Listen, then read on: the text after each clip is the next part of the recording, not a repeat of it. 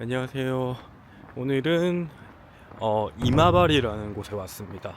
지금 가장 먼저 해야 될 것은 숙소를 가는 거고요. 아니 근데 진짜 소도시는 소도시인가 봐요. 아, 도로가 진짜 조용합니다. 아직 9시도 안 됐는데 여기는 밤에 뭐 못 돌아다니겠다. 약간 너무 이 가로등도 되게 몇 개 없고 조용해서 조금 무섭습니다. 네. 오늘 제가 묵을 호텔인데요. 저기 저렇게 보입니다. 보이십니까? 여기가 오늘 제가 묵을 이마바리 고쿠사이 호텔이라는 곳입니다. 이곳에서 가장 높은 건물이라고 하고요. 이 동네에서 네, 그렇다고 합니다. 약간 저게 첨탑이라 그러나 지붕이 조금 촌스럽게 생겼습니다.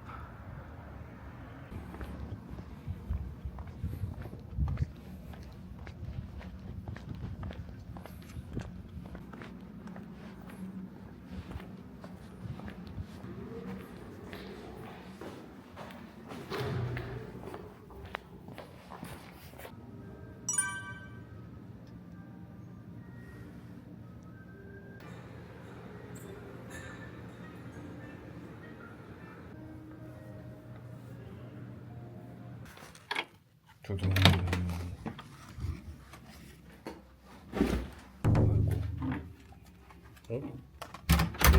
어? 키 넣는 데가 없나? 진짜네. 키 넣는 데가 없습니다. 와, 객실이 넓은데요? 일단 들어오자마자 드는 생각이 TV부터 좀 끄겠습니다. 유튜브가 되는가 보네요. 이게 유튜브 아이콘이 있습니다. 이게 OTT, 외국 OTT, 이거 미국 거죠? 모르겠어요. 아무튼 언어가 또 한국어로 변환이 되네요. 오, 하지만 일단 끄겠습니다. 이렇게 리모컨이 좀 특이하네요. 이렇게 뭐랄까 쿼티인가요? 엄밀히 쿼티 비스무리한 자판. 쿼티 맞네요. 예. 리모컨이 이런 자판이고, 일단 객실부터 좀 소개를 해드리겠습니다. 어, 이렇게 딱 들어왔고, 여기는 여분의 베개가 2개 있고요. 그리고 옷걸이가 한 둘, 셋, 넷, 5개.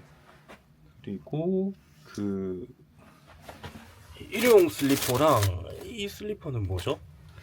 어쨌든 뭐 욕실용인가 봅니다. 어쨌든 있습니다. 있고 딱 들어오자마자 느낀 게 이 객실의 층고가 이렇게 좀 높아요. 다른 데보다. 그래서 조금 더 좀 쾌적한 느낌이 있고, 제가 혼자 묵는다고 예약을 해서 그런가 처음부터 베개를 한 개만 갖다 놓은 것도 약간 좀 센스쟁이 센스쟁이인 것 같아요. 뭐 침대나 이런 거는 조금 연식이 좀 있어 보이는데 그래도 굉장히 넓습니다. 지금 한 번에 다 안 잡힐 정도로 넓고, 보통 이제 이런 그림들은 여기 침대 머리 위쪽에 있는데 이 침대 바지 같은 것 때문에 옆에 달아놓은 것 같은데 나쁘지 않습니다. 그리고 이런 콘센트 같은 것도 이렇게 세로로 꼽을 수 있게 되어 있고, 밑에 라이트 불이 들어옵니다. 객실이 넓죠. 넓어서 마음에 듭니다. 그리고 테이블이 있고, 테이블에 뭐 이런 연식의 흔적을 느낄 수 있습니다. 여기도 보면 이 연식의 흔적.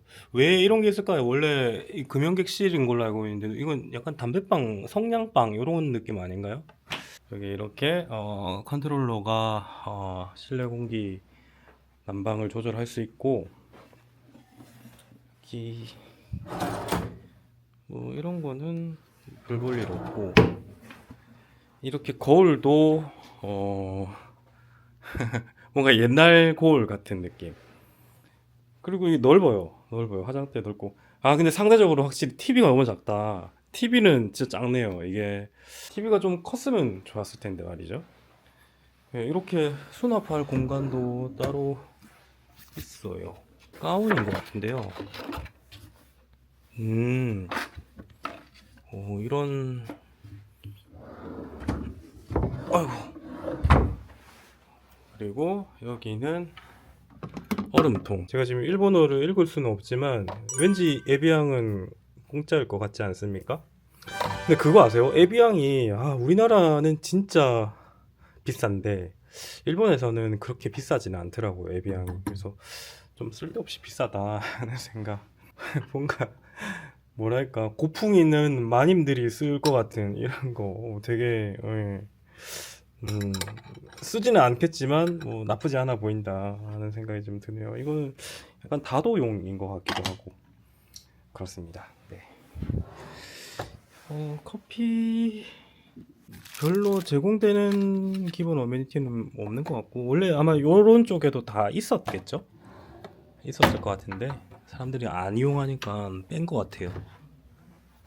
원래라면 왠지 느낌에 이 호텔도 기본 뭐 이렇게 맥주나 이런 게 있었을 것 같은데 이용하지 않아서 빼지 않았을까 그런 추측만 해봅니다. 전기포트도 이렇게 있습니다. 탭8이 왜 이렇게 낯설죠? 탭8의 이 영혼이 물론 이게 탭8로 이렇게 말이 안 나오네. 탭8 맞나요? 뭐 왜 이렇게 나는 이 짝대기를 못 본 것 같지? 나중에 한번 확인해 봐야겠습니다. 그리고 여기는 화장실. 뭔가 뭐라 해야 되노? 이 그 용기가 조금 우아하다고 해야 되나? 맥주병 같이 생겼다 뭐라고 해야 되나? 어쨌든 샴푸, 린스, 바디워시 있고 핸드워시도 있습니다. 그리고 제공이 되는 게 이 시세이도 제품이네요. 무슨 로션이랑 뭐 모이스처 어쩌고 저쩌고 클렌징 뭐 이런 게 있고 칫솔도 한 명이 묶는다고 한 개만 갖다 놨네요. 센서 기능. 네, 면도기도 있습니다. 드라이기도 있고요. 드라이기 좋은 건가요? 드라이기 그냥 고만고만합니다. 파나소닉 겁니다. 네. 기계도 하나 있고 청소가 잘 되었나?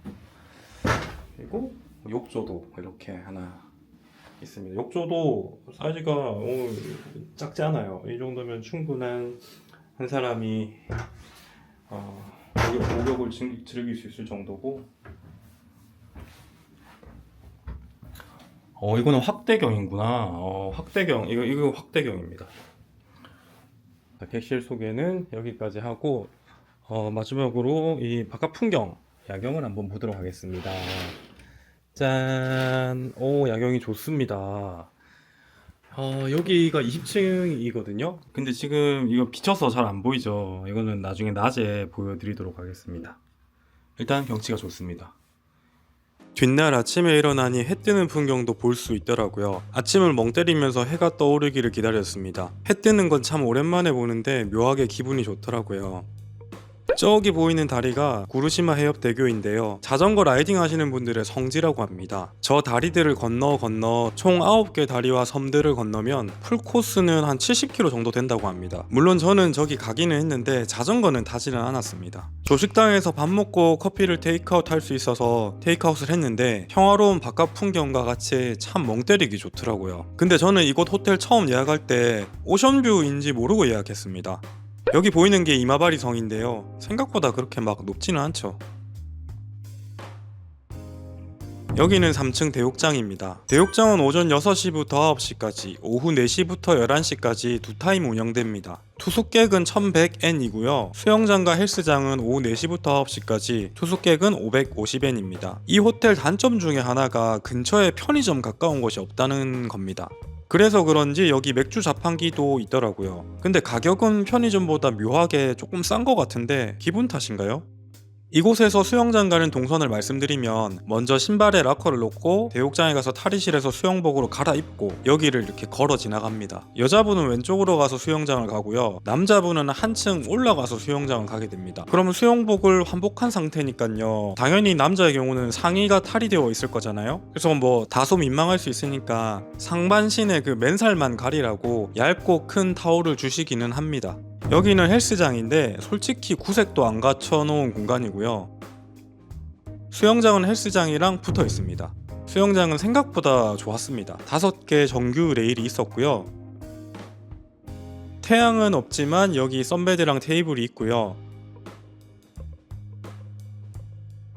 여기는 킥판이랑 간단한 샤워를 할 수 있는 구역도 3군데가 있습니다. 또 12월인데 물이 차갑지가 않았어요. 여기는 미온수로 운영이 되더라고요. 저는 12월 일본 여행 오면서 수영복까지 챙겨왔지만 없는 분은 수영복을 대여를 데스크에서 해준다고 하는데 요금에 대한 별도의 언급은 보이지 않았습니다. 그리고 수영장에서 대욕장 같이 이용하면 1650엔이고 뒷날 두 번째 이용하면 할인을 해줘서 550엔으로 요금이 깎입니다. 물론 저는 두 번째까지는 이용은 안 했습니다. 모쪼록 이곳 수영장 생각보다 좋았고 더군다나 유료라서 그런 건지 제가 갔던 날과 시간대가 그런 건지는 모르겠지만 사람이 없어서 단독으로 사용했습니다. 자쿠지도 하나 딸려 있었는데요. 아주 뜨끈한 온수가 나오더라고요. 자쿠지 역시 제가 독점했습니다. 자쿠지가 은근 물살도 세고 좋길래 대욕장 안 가도 되겠다 싶더라고요. 하지만 돈을 냈으니 대욕장을 와야겠죠. 여기는 대욕장 내부입니다. 탈의실 구역이고요. 물론 제가 찍은 건 아니고 호텔 홈페이지에서 퍼왔습니다. 일반적인 목욕탕입니다. 신발 넣는 락커는 입구에 있습니다. 드라이기, 샤워기, 스킨 로션이 있었고요. 여기 대욕장에 올 때는 객실에 있는 그 유카타랑 슬리퍼 신고 내려와도 됩니다. 그렇게 많이들 하시더라고요. 여기는 내부이고요. 앉아서 씻는 공간 한 8개 정도 되는 것 같고 여기가 메인 온탕입니다. 넓어서 여러 명 들어가도 무리 없는 사이즈입니다. 이 사진들이 낮에 찍은 사진들인데 저는 저녁에 가서 실제로는 어두컴컴하더라고요. 사진에는 그냥 물만 있는데 온탕에는 기포가 또 보글보글 올라오고 있더라고요. 다른 면에서 보이는 모습인데요. 넓죠. 그리고 유리 너머로 보이는 것이 노천탕입니다. 이 호텔 대욕장은 노천탕도 있었습니다. 여기는 냉탕이고 2명 정도 들어갈 수 있으려나요? 작습니다. 일본은 왜 냉탕을 항상 작게 만드는 걸까요? 특별한 이유가 있는 건가요? 우리나라는 대중탕에도 냉탕이 진짜 엄청 큰데 말이죠. 여기는 노천탕이고요. 사람 한 8명 정도 들어갈 만한 사이즈입니다. 위에 천정이 뚫려 있는데요. 12월이라 그런지 찬 공기 맞으면서 뜨끈한 노천 온탕에 있는데 참 좋더라고요. 근데 하늘을 쳐다봤는데 호텔 객실의 창문 방향과도 같아가지고 객실 창문에서 내려다보면 이곳 노천탕에서 빨개 벗은 모습이 보일 것 같더라고요. 뭐 어떻게 객실에서 내려다봐도 이곳이 잘 안 보이는 각도로 뭐 잘 알아서 맞춰서 설계했겠죠. 좌우지간 노천탕이 마음에 들어서 한 20분은 넘게 있었던 것 같습니다. 참고로 여기 물은 천년 온천수는 아닙니다. 여기는 사우나이고요. 사우나도 깨끗하고 큼직하게 좋았습니다. 이곳은 1층에 있는 라세일이라는 조식당입니다. 저는 3일 연속 조식 포함된 객실을 예약했는데요. 조식을 따로 신청하면 성인은 2,500엔입니다. 조식당은 7시부터 9시까지 입장 가능하고 9시 30분까지는 먹어야 합니다. 9시 30분에 문을 닫습니다. 일본 호텔에서 조식 먹어서 막 그렇게 만족했던 적은 잘 없었는데 그 이유가 막 너무 메뉴 구성이 일본식스러운 느낌 때문이었거든요. 근데 이곳 호텔은 적절하게 대중적인 메뉴들로 갖춰져 있었습니다.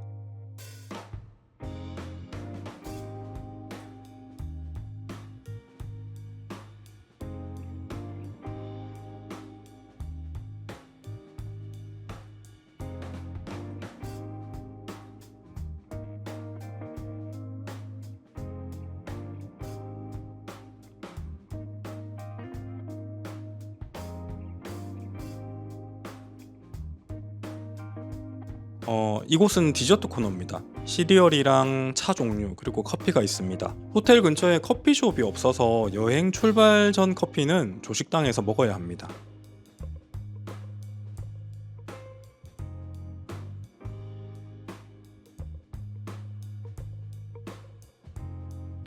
음료들도 뭐 야채 주스, 건강 주스, 우유, 레몬물 등이 있고요. 우동이 참 뭐 무난무난하니 맛있더라고요.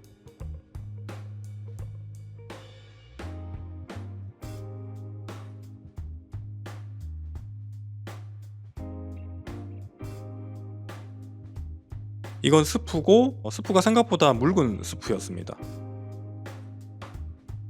야채, 샐러드류, 견과류 그리고 훈제 연어도 있었습니다.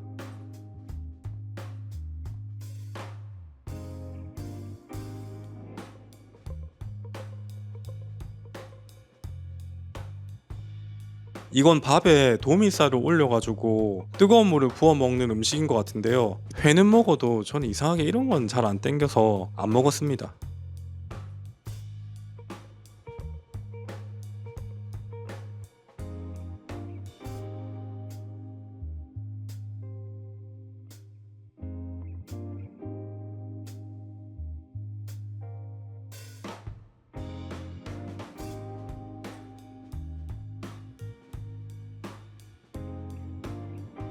이건 치킨인데 센잔키라고 이곳 에히메현의 전통적인 닭튀김 요리라고 하는데요. 뭐 그냥 후라이드 치킨이죠 뭐.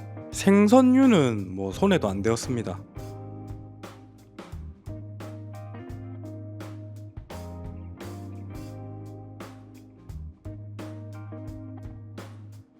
과일, 요거트 그리고 녹차떡 같은 건데 맛있더라고요.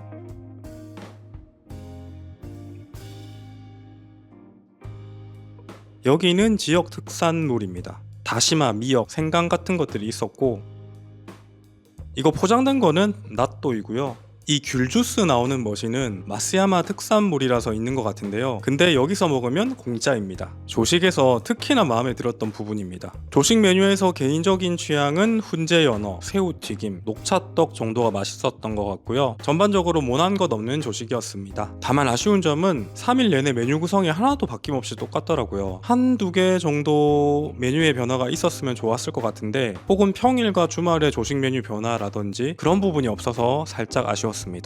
1층에 있는 로비인데요. 12월인데도 아직 가을을 많이 머금고 있더라고요. 사실 이곳 이마바리까지 여행 오는 우리나라 사람들이 그렇게 많지는 않을 것 같지만 그리고 이곳 호텔에 묵을 분들도 그렇게 많지는 않겠지만 혹시라도 이곳 지역에 자전거 여행을 계획 중이신 분들도 계시지 않을까 해서 호텔 영상을 올려보았습니다. 다음 영상부터는 이마바리 여행 영상이 될 것 같습니다. 영상 시청해주셔서 감사합니다. 뿅!